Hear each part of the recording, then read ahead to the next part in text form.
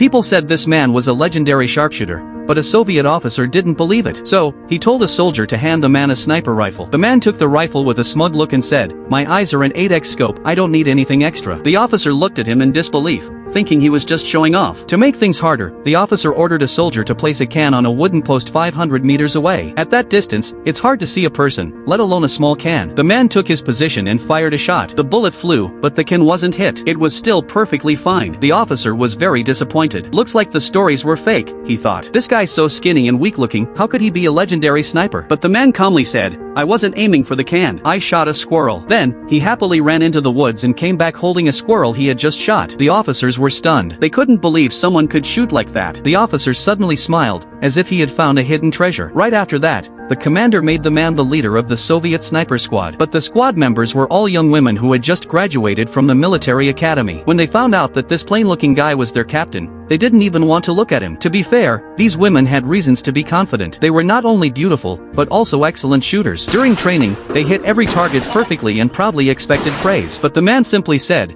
"This is just the basics. In real combat, enemies won't stand still waiting to be shot." To improve their skills, he decided to change the training style. He took the women to a river, placed cans on tree branches, then floated the branches in the water to create simple moving targets. The women took turns shooting, 1 shot, 2 shots. To everyone's surprise, all 4 of them fired 8 rounds, and not a single bullet hit. Even the nearby officer was shocked. The women went silent, but they didn't want to admit defeat. They thought it was impossible to hit a target like that. Then, without saying a word, the man raised his rifle and fired once. Bullseye.